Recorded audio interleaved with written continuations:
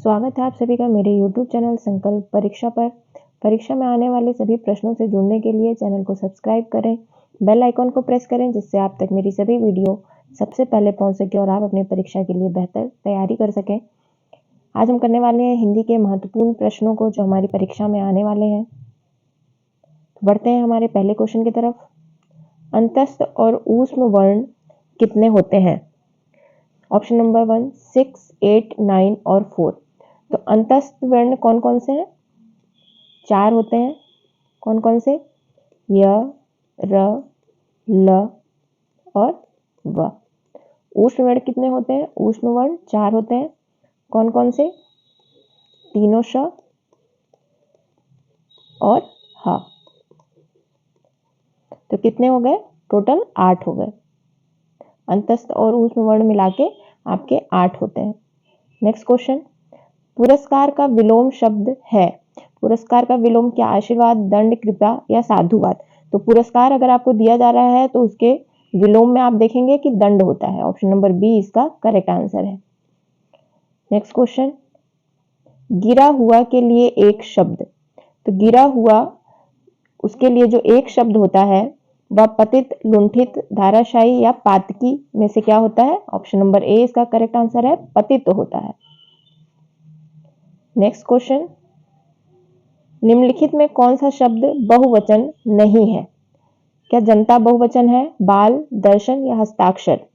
तो जो आपका बाल, दर्शन और हस्ताक्षर है ये तीनों आते हैं बहुवचन में।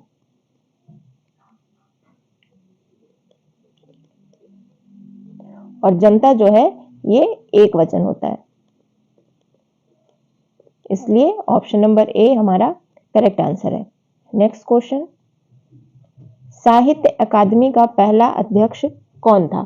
तो साहित्य अकादमी का जो पहला अध्यक्ष थे वो थे हमारे Jawaharlal Nehru. Option number A इसका करेक्ट आंसर है। भारतेंदु हरिश्चंद्र को हम क्या कहते हैं? इन्हें हम कहते हैं आधुनिक हिंदी का जनक। आधुनिक हिंदी का जनक कहते हैं। किसे कहते हैं? भारतेंदु हरिश्चंद्र को। और प्रेमचंद्र जी को क्या कहते हैं हम? कथा सम्राट।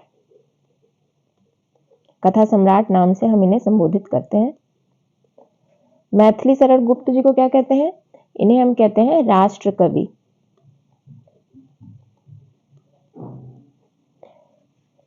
यहां से आपके प्रश्न बन सकते हैं, इसलिए आप इसको नोट जरूर कर लें।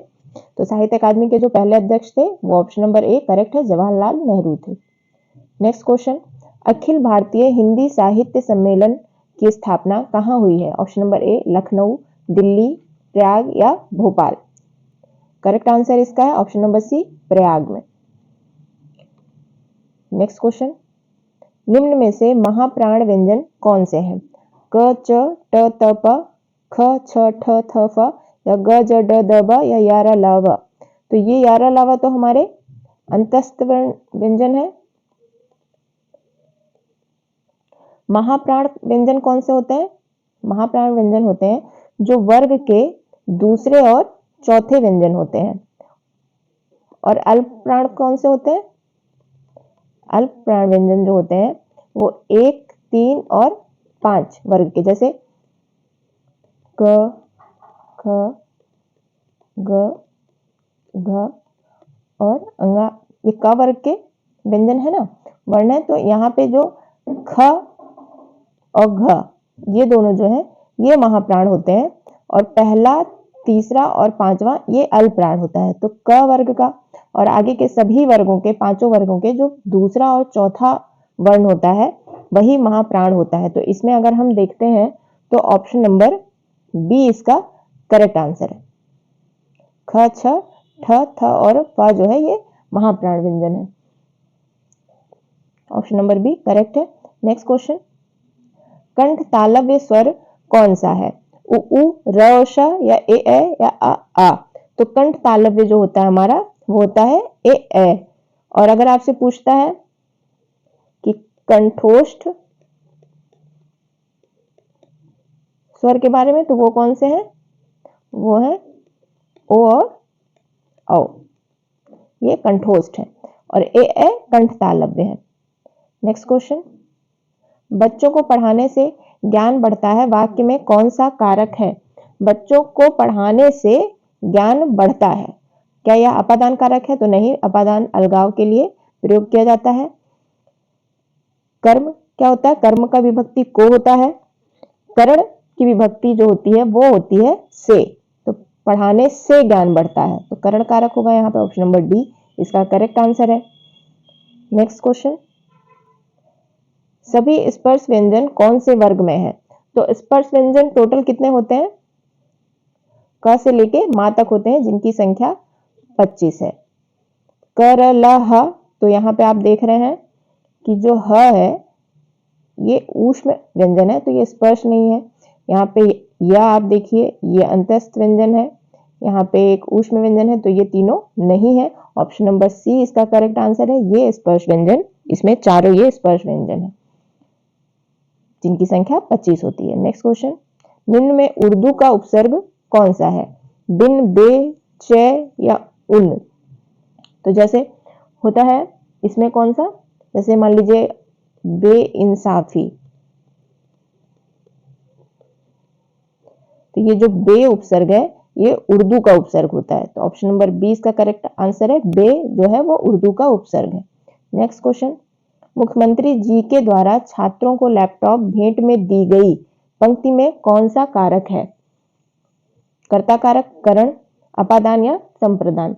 तो जब भी कभी दान या भेंट के बारे में बात होती है तो उसमें संप्रदान कारक होता है, तो ऑप्शन नंबर डी इसका करेक्ट आंसर है, क्योंकि यहाँ पर लैपटॉप भेंट में दी गई है। तो दान या भेंट की जब भी बात होती है तो वहां पे संप्रदान कारक आपको टिक करना है। अगर आपको ये वीडियो पसंद आ रही है तो वीडियो को लाइक करिए और चैनल को सब्सक्राइब करिए ताकि इस तरह के सारे वीडियो से आप जुड़े रहें। नेक्स्ट क्वेश्चन, निस्दिन बरसत नयन हमारे पंक्ति में किस रस का वर्णन है? तो देखिए यहाँ पे निस्दिन बरसत नयन हमारे, अब यहाँ पे बरसत नयन हमारे से आप अगर सोचते हैं तो कौन सा रस होना चाहिए?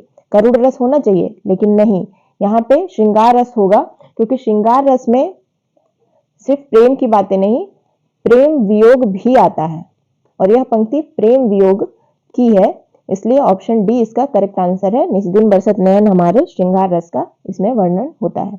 नेक्स्ट क्वेश्चन, अंगा का उच्चारण स्थान क्या होता है? तो अंगा का जो उच्चारण स्थान है क्या वो कंठतालव, मूर्धन, कंठोस या नासिक है? ऑप्शन नंबर ए इसका करेक्ट आंसर है। नासिक होगा अंगा का उच्चारण स्थान। जो नासिक के वर्ण होते हैं वो हम कहाँ से बोलते हैं? ये बोलते हैं हम मुंह प्लस नाक से, जो वर्ण निकलते हैं वो नासिक होते हैं। नेक्स्ट क्वेश्चन, सिद्धराज के रचनाकार हैं? सिद्धराज मैथिली शरण गुप्त जी के द्वारा लिखित है। इनकी प्रमुख और रचनाएं हैं कौन सी?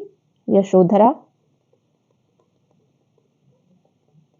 जिसे आप याद कर सकते हैं, आपके एग्जाम में आ सकता है ये, भारत भारती और मैथिली शरण गुप्त जी को हम क्या कहते हैं? राष्ट्र कवि। इनको राष्ट्र कवि नाम से हम संबोधित करते हैं। ये आज आपकी क्लास हिंदी की बहुत ही महत्वपूर्ण प्रश्नों के साथ। अगर आपको वीडियो पसंद आती है तो चैनल को सब्सक्राइब जरूर कर लीजिए, वीडियो को लाइक करिए, बेल आइकन को प्रेस करिए, जिससे आप तक मेरी सभी वीडियो पहुंच सके और आप अपने परीक्षा में बहुत ही बेहतर तैयारी कर सकें। धन्यवाद।